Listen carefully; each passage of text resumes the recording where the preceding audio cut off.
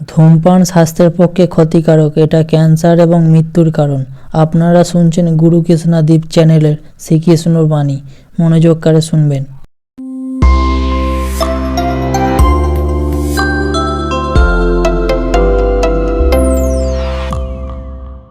কতবার এমন হয়, আপনি কোনো কাজ করার জন্য কাউকে দায়িত্ব দেন, কিন্তু সেই ব্যক্তি সেই কাজ সম্পন্ন করতে পারে না, অসম্পূর্ণ রেখে দেয়, অথবা ঠিকভাবে করতে পারে না। এবার এই পরিস্থিতিতে কি হয়? আপনি ক্রুদ্ধ হয়ে যান, তার উপরে আপনি রেগে যান, তাকে তিরস্কার করেন, আর তারপরে সেই কাজ সম্পন্ন করতে আপনি নিজেকেই নিযুক্ত করেন, আর শেষ পর্যন্ত সেই কাজ সম্পন্ন হয়েই যায়। এবার এই বিষয়ে সমস্যা সেই ব্যক্তির চেষ্টায় নয়, সমস্যা আপনি যে সেই ব্যক্তিকে ভরসা করলেন তার ছিল। আমরা অন্যের প্রতি ভরসা করাকে প্রথম পদক্ষেপ বানিয়ে নিই, আর নিজের উপরে বিশ্বাসকে শেষ সম্বল। কিন্তু তার বদলে এটাই হওয়া উচিত যে নিজের উপরে ভরসাকে আমরা প্রথম পদক্ষেপ বানাই, তাকে নিজের সহায় মানতে হবে। যদি আপনি এমন করেন, তাহলে পরিণাম আরো সুখকর, আরো আনন্দদায়ক হবে।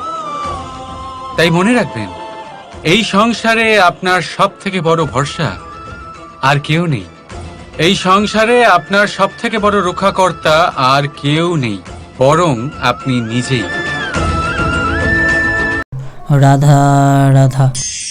আসুন আপনাকে একটা প্রশ্ন করছি, সোনা আর লোহার মধ্যে তফাৎ কি? এবার বেশিরভাগ লোকের উত্তর এটাই হবে যে সোনা বহুমূল্য, সোনার মূল্য লোহার থেকে অনেক বেশি। এটা ঠিক, কিন্তু আমাদের এটা ভোলা ঠিক হবে না যে সোনা আমাদের সাজগোজের কাজে লাগে, আমাদের আরো বেশি সুন্দর দেখায়। অন্যদিকে লোহা সেই সৈনিকদের ঢাল ও তলোয়ার হয়ে তাদের রক্ষা করে যারা আমাদের প্রাণকে রক্ষা করেন। এই সৈনিক না থাকলে আমাদের প্রাণও থাকবে না। এবারে বলুন, সোনার মূল্য বেশি হওয়াতে কি লোহার মূল্য কমে যায়? কখনোই নয়। ঠিক সেইভাবে এই জীবনে আপনি যতই চেষ্টা করুন, কিছু না কিছু এমন থেকে যাবে যা আপনি কখনোই পাবেন না, আর সেই কারণে নিজেকে অক্ষম মনে করা অনুচিত। হতে পারে আপনার কাছে সেই গুণ আছে যেটা সংসারে আর কারোর কাছে নেই। সেই গুণটাকে চিনুন, সেটাকে বাড়ান, আর সেটাকে ব্যবহার করুন। তাই মনে রাখবেন, সংসারে প্রত্যেকটা ব্যক্তি বিশেষ হয়, আর এই সংসারে সবাই সবকিছু পায় না। নিজেই দেখে নিন, সোনাকে যে দোকানে সাজিয়ে রাখা হয়, সেই দোকানের তালা লোহা দিয়ে তৈরি হয়। রাধা রাধা। সংসারে সব থেকে বেশি দামি কি, সব থেকে বেশি মূল্যবান কি? কেউ বলবে সোনা, কেউ বলবে রত্ন, কেউ বলবে মুক্ত, কেউ বলবে মানিক। এগুলো কতটা মূল্যবান? ধরুন, কিছু সোনার মুদ্রা দিয়ে আমরা মুক্ত কিনতে পারি, কিছু মুক্ত দিয়ে একটা মানিক, কিছু মানিক দিয়ে কিনতে পারি একটা হীরে। কিন্তু এই জগতের সমস্ত ধন খরচ করেও একটা জিনিস আমরা কিনতে পারবো না, আর তা হলো একটা মুহূর্ত। কি হলো? সত্যি সামনে এসে গেল। সত্যি হলো এটাই যে জগতে সব থেকে বেশি মূল্যবান সময়, সেই সময় যেটা আমরা এমনি নষ্ট করে দিই অকাজে, কখনো কোনো আশাতে, কখনো শোক করে, কখনো ঘটে যাওয়া দিনের কথা ভেবে, তো কখনো ভবিষ্যতের চিন্তাতে। এই সময়ের সদ্ব্যবহার আমাদের করা উচিত। এই সময়ের সদ্ব্যবহার করে আমাদের ধন অর্জন করা উচিত, মহান কাজ করা উচিত, আমাদের ব্যক্তিত্বকে উদার করা উচিত, ভালো কাজ করা উচিত, সকলের সাথে আনন্দ ভাগ করা উচিত।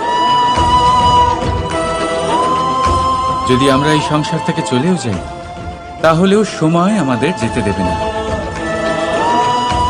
এখানেই স্থিত করে রাখবে, কারোর না কারোর জন্য প্রেরণা হয়ে, বা কারোর মুখে কৃতজ্ঞতার হাসি ফুটিয়ে। রাধা রাধা। সূর্য। এই সংসারে সব থেকে বেশি তেজস্বী এই সূর্য, সব থেকে বেশি উজ্জ্বল, সব থেকে বেশি শক্তিশালী। কিন্তু আপনি কি কখনো সূর্যোদয় দেখেছেন? এই শক্তিশালী সূর্য কিভাবে উদয় হয়? লাল রঙের আভার সাথে, সৌম্যতার সাথে, শান্তির সাথে উদয় হয়। কখনো সূর্যাস্ত দেখেছেন?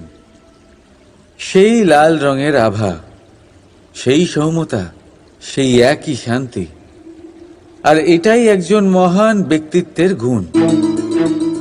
যখন জীবনে উত্থান ঘটে তখনও অহংকার করেন না, সৌম্যতা বজায় রাখেন। আবার যখন জীবনে ক্ষতি হয় তখনও সৌম্যতা বজায় রাখেন। যদি আপনিও চান সূর্যের মতো আপনি সম্মান পাবেন, তাহলে সূর্যের মতন হন। যখন জীবনে আনন্দ আসে, কুশল আসে, তখন সীমা লঙ্ঘন করবেন না। যখন জীবনে দুঃখ আসে, কষ্ট আসে, বিনাশের পথে অগ্রসর হবেন না। সৌম্য থাকুন, শান্ত থাকুন, সূর্যের মতো চকচক করতে থাকুন। কারণ সব মুহূর্তের মতোই এটাও একটা মুহূর্ত। তাতে আপনি আনন্দ লাভ করুন বা পান দুঃখ, এই মুহূর্ত অবশ্যই চলে যাবে। রাধা রাধা। এই কোমল ঘাস দেখতে পাচ্ছেন? এত কোমল যে কোনো বালক এসেও যদি এর উপরে বসে পড়ে তাহলে এটা নুয়ে পড়ে।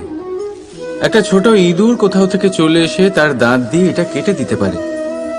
আর যদি কোনো হাতি চলে আসে তাহলে খুব সহজেই সে সমূলে এটা উপড়ে ফেলতে পারে, তাই না? এবারে দেখুন, আমি এই ঘাসকেই বেঁধে একটা দড়ি বানিয়েছি, আর এখন সেই কোমল ঘাস একটা অত্যন্ত শক্তিশালী বন্ধনে পরিণত হয়েছে। এমন এক বন্ধন যেটা কোনো হাতিকে বাঁধার কাজে আসতে পারে। সেই হাতি যে খুব সহজেই এই ঘাসকে উপড়ে ফেলতে পারত। বুঝেছেন আপনি?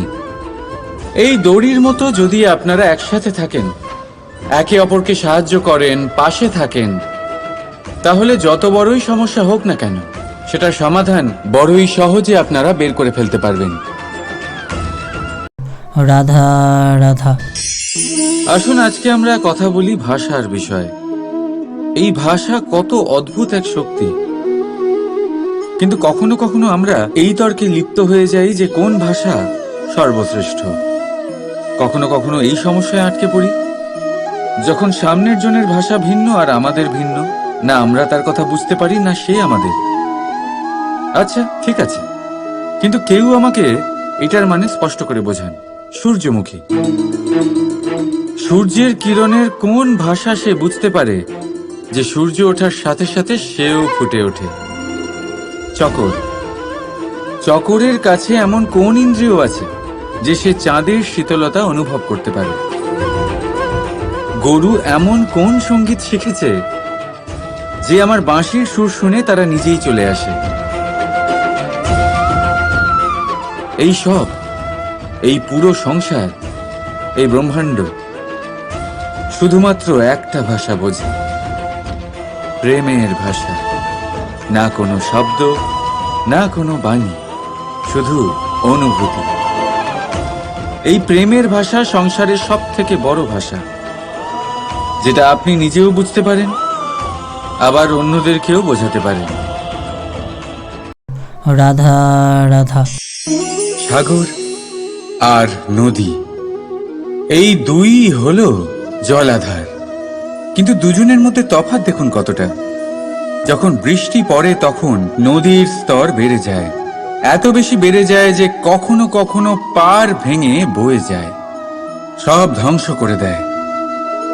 কিন্তু যদি বৃষ্টি না হয় তাহলে শুকিয়ে যায় এই নদী, একটা ক্ষীণ ধারায় পরিণত হয়। অন্যদিকে আছে সাগর। এবার সাগরকে দেখুন, যদি নদী এসে সাগরের সাথে মিশেও যায় তাহলেও সাগরের স্তর বেড়ে ওঠে না। সূর্যের তাপ যতই বেড়ে যাক না কেন, সেই তাপের কারণে সাগরের স্তর কমে যায় না, শান্ত হয়ে থাকে, সবেতে সামঞ্জস্য রাখে। আর সেই জন্যই তো এত বিশাল, এত মহান হয় এই সাগর। যদিও আপনিও মহান হতে চান, নিজের ব্যক্তিত্বকে বিশাল বানাতে চান, তাহলে মনে রাখুন আপনাকে সাগরের মতো হতে হবে। শান্ত চিত্তে থাকুন, সবকিছু সমান রাখুন। যদি জীবনে কিছু বেশি সুখ চলে আসে, তাহলে নিজের বোধ বুদ্ধি হারাবেন না। যদি জীবনে দুঃখ আসে, কষ্ট আসে, তাহলে আপনার দৃঢ়তা, আপনার লক্ষ্য আর আপনার শক্তিকে ভুলবেন না। কারণ এই শ্রেষ্ঠত্ব ব্যক্তির আচরণ মানা হয়। রাধা রাধা।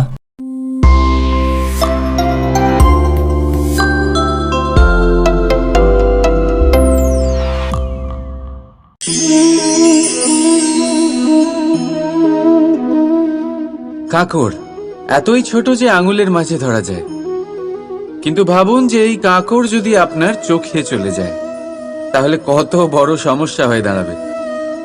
এবারে ভাবুন এই কাঁকড় যদি আপনার পথে থাকে, আপনি পাদুকা পরে বড়ই সহজে হেঁটে চলে যেতে পারবেন। কিন্তু যদি এই কাঁকড় আপনার পা আর পাদুকার মাঝে আটকে যায়, তাহলে আপনি ঠিক করে চলতে পারবেন না, যতই সেই পথে ফুল ছড়ানো থাকুক না কেন। তার মানে আপনি বাইরের সমস্যা এবং প্রতিকূলতার সাথে লড়তে পারবেন, ভেতরের নয়। ভেতরের সমস্যার সাথে লড়াই করা ভীষণ কঠিন। সেই জন্য সবার আগে ভেতর থেকে আপনি শক্তিশালী হয়ে উঠুন, ভেতর থেকে পরিপূর্ণ হয়ে উঠুন। তবেই আপনি সংসারের সমস্ত সমস্যার সাথে লড়াই করতে পারবেন, আপনি বিজয়ীও হতে পারবেন। রাধা রাধা। এই সংসারকে আপনি কেমন করে জানবেন, কেমন করে বুঝবেন? এবার আপনার উত্তর বড়ই সহজ হবে, সংসারকে নিজে চোখে দেখে। এটা অবশ্যই উচিত। এবারে দেখুন না, আমরা নিজে চোখে এই সংসারকে দেখি, একে চিনি, তারপরে আমরা বুঝতে পারি। কিন্তু আমরা এটা খেয়াল করতে পারি না যে সমস্ত সংসারকে দেখছে যে চোখ, তা কতটা ছোট হয়, তাই না? একা একজোড়া চোখ আমাদের সমস্ত সংসারকে দেখায়। তাহলে ভেবে দেখুন আপনার কাছে আর কি কি আছে। দুটি চোখ আছে, দুটি কান আছে, বলার ক্ষমতা আছে, যা দিয়ে আপনি শব্দ নির্মাণ করতে পারেন, শব্দ যা দিয়ে আপনি ব্রহ্ম বানাতে পারেন। দুই হাত আছে, যদি সে চায় তাহলে পাতাল খুঁড়ে সে জল নিয়ে আসতে পারে। দুটি পা আছে, যদি সে চায় তাহলে সংসারে যত বড়ই পর্বত হোক না কেন তাকে পার করতে পারে। একটা হৃদয় আছে, যে প্রেমের বন্ধনে সবাইকে বেঁধে রাখে। একটা মন আছে, যে প্রকাশের থেকেও বেশি তীব্র গতিতে চলে। এক মস্তিষ্ক আছে, যে যত বড়ই সমস্যা হোক না কেন সমাধান বের করে ফেলে। এবারে ভেবে দেখুন আপনার কাছে কি কি নেই। বোঝার চেষ্টা করুন আপনি কতটা ধনবান। এই সংসারে সেই ব্যক্তি সুখী নন যার কাছে ধন আছে, সুখী সেই যে ধনের সদ্ব্যবহার করে। ঠিক তেমনই আপনার ধন হলো আপনার এই শরীরের ক্ষমতা। এই শরীরের ক্ষমতাগুলিকে ব্যবহার করে ধনাত্মক দৃষ্টিভঙ্গিতে সবকিছু দেখুন। এই সংসারকে বুঝুন, নিজেকে বুঝুন। এই সুখ চাইলেও আপনার থেকে দূরে থাকতে পারবে না। রাধা রাধা। এই সংসারে সব থেকে বড় রোগ কোনটা?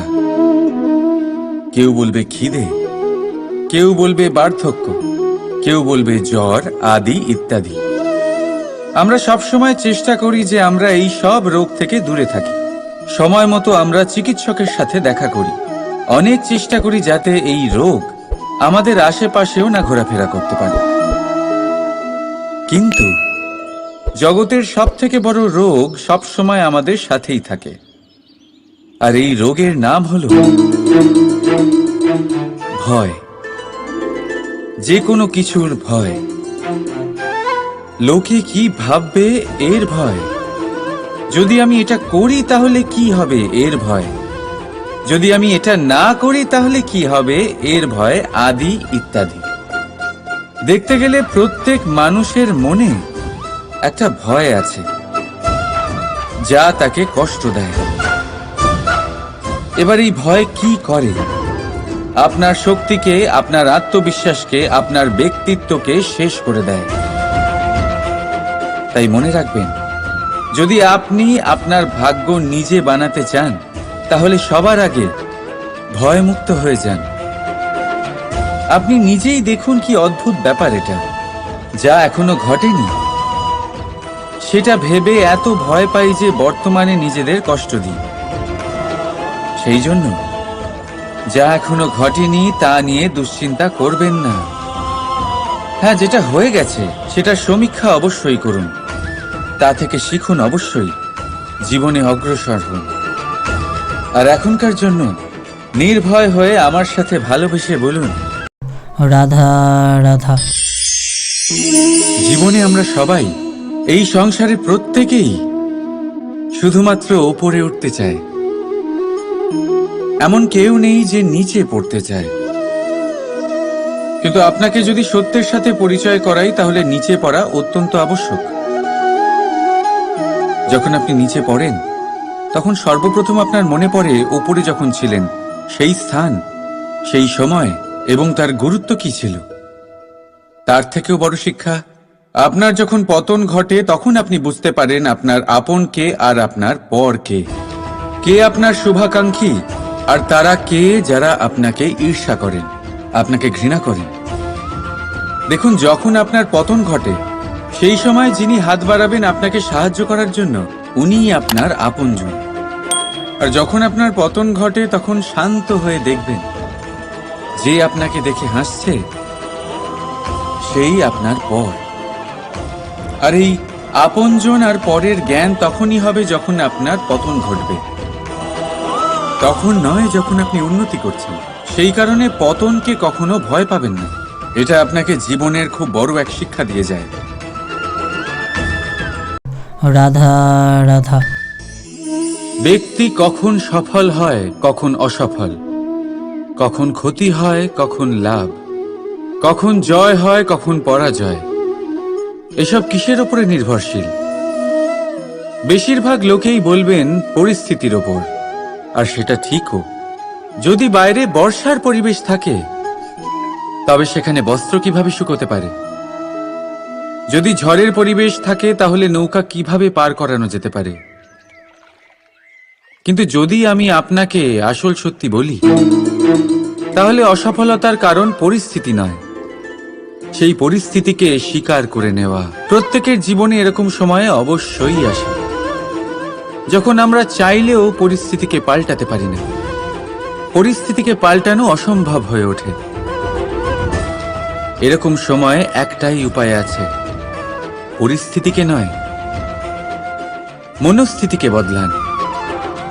আর দেখবেন সবকিছু ভালো হবে। কারণ এই মনস্থিতি আপনার জীবনের সব থেকে বড় সম্বল, সব থেকে বড় সাথী। দেখুন, অপবাদ, অসফলতা প্রত্যেকের জীবনের একটা অংশ অবশ্যই, কিন্তু আপনাকে নিরন্তর চেষ্টা করে যেতে হবে, পুনরায় ঘুরে দাঁড়িয়ে এগিয়ে যেতে হবে, তবেই সফলতা আসবে। যদি এতই সহজ হতো সফল হওয়া, তাহলে সবাই সফল হতো, তাই তো? রাধা রাধা। বন্ধুত্ব, সংসারের সব থেকে বড় সম্পর্ক এই বন্ধুত্ব। জীবনে মা, বাবা, ভাই, বোন, এইসব সম্পর্ক আমরা বাঁচতে পারি না, কারণ এগুলি আমরা জন্মের সাথেই পাই। কিন্তু বন্ধুত্ব একটাই এমন সম্পর্ক যেটা আমরা বাছাই করতে পারি, যা আমরা বানাই, যা আমরা এগিয়ে নিয়ে যাই। তাই এই বন্ধুত্ব নিয়ে গর্ব করুন। যাকে আপনি বন্ধু বেছেছেন তাকে নিয়ে গর্ব করুন। যদি আপনারা দুজনে একসাথে থাকেন, তাহলে সেটা নিয়ে গর্ব করুন। যদি আপনার বন্ধু জীবনে এগিয়ে যায়, সফলতা পায়, তাহলে গর্ব করে বলুন, এই সফল মানুষটি আমার বন্ধু। যদি আপনার বন্ধু কোনো কারণে পিছিয়ে পড়ে, কোনো বিপদে পড়ে যায়, তখনও গর্বের সাথে তার পাশে দাঁড়িয়ে বলুন যে এই মানুষটি আমার বন্ধু। বন্ধুর সাথে একজোট হয়ে দাঁড়িয়ে থাকুন, যে কোনো পরিস্থিতিতে, সেটা ভালোই হোক বা খারাপ। এটাই মানুষের সব থেকে বড় পরীক্ষা। আর যে এই পরীক্ষায় উত্তীর্ণ হবে বুঝে নেবেন তার জীবনে কোনো বিপদ আসতেই পারবে না, তারও না, তার বন্ধুর জীবনেও না। তাহলে আসুন আর আমার সাথে ভালোবেসে বলুন, রাধা রাধা।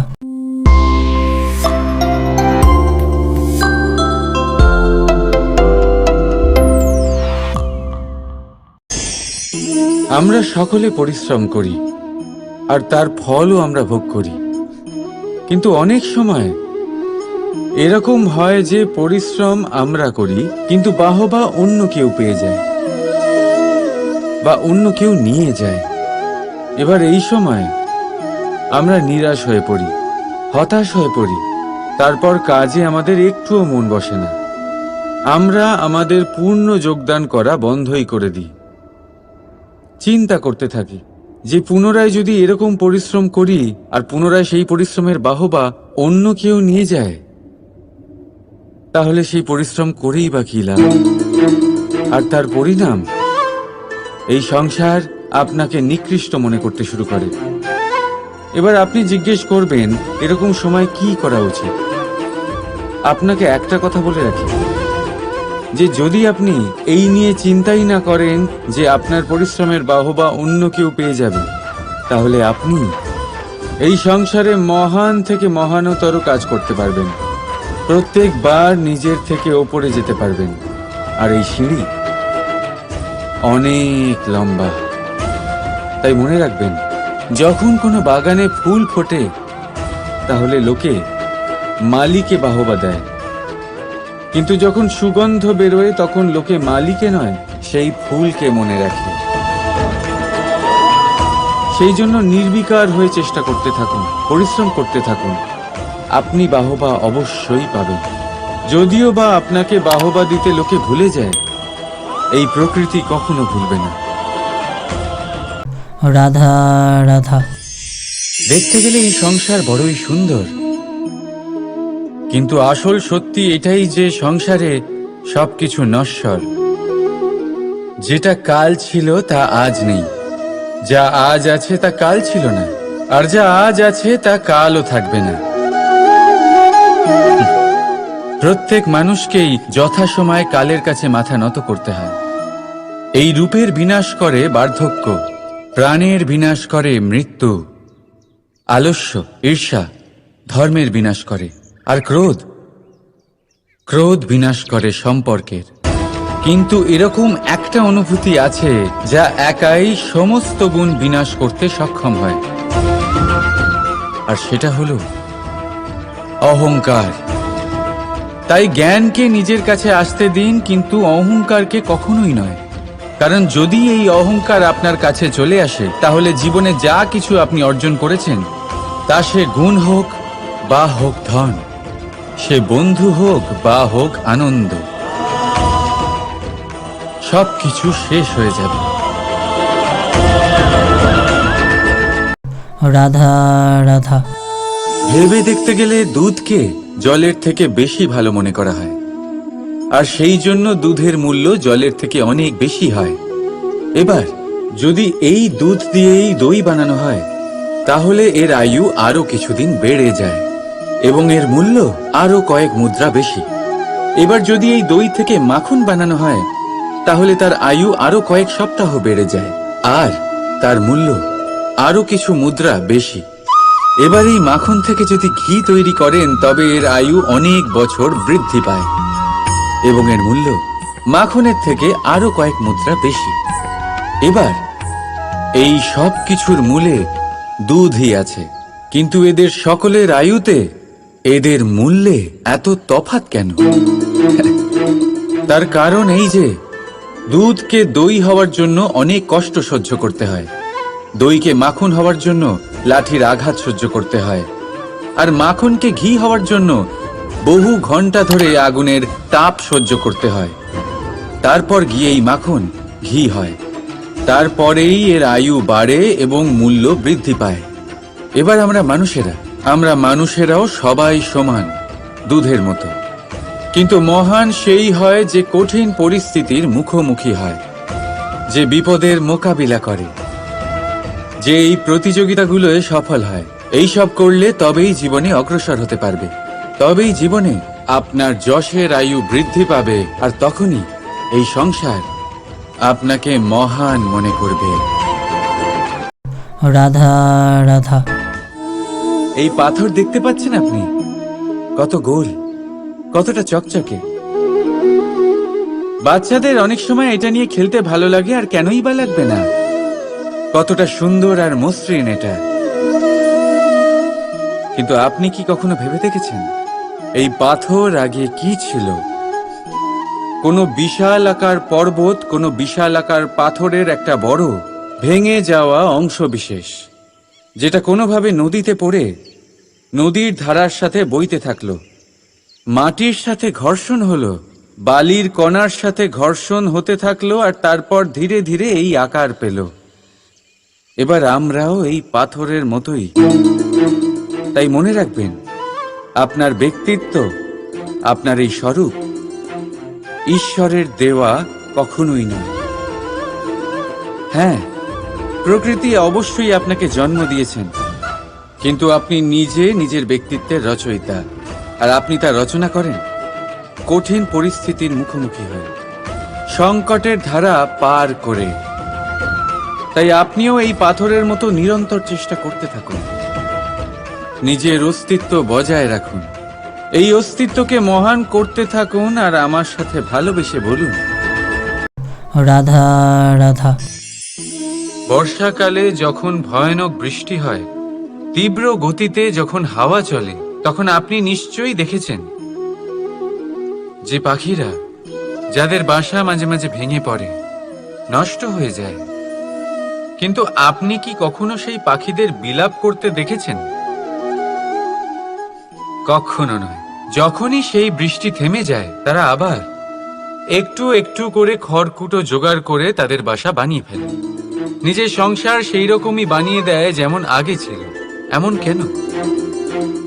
কারণ এই ঝড়ের তাণ্ডবের সাথে সেই পাখিদের কোনো বোঝাপড়া করারই নেই। তারা শুধু সেটাই করতে থাকে যেটা তাদের হাতে আছে, আর সেটাই হলো, আর এটাই হলো সুখী জীবনের মূল মন্ত্র। যেটা আপনার হাতে নেই, তা নিয়ে বিলাপ করে আপনার কোনো লাভ হবে না। মনোসংযোগ তাতেই করুন যা আপনার হাতে রয়েছে। যা বদলে গেছে তাকে আপনি আবার বদলাতে পারবেন না, কিন্তু যা আপনি বদলাতে পারবেন তাতে মনোসংযোগ করুন।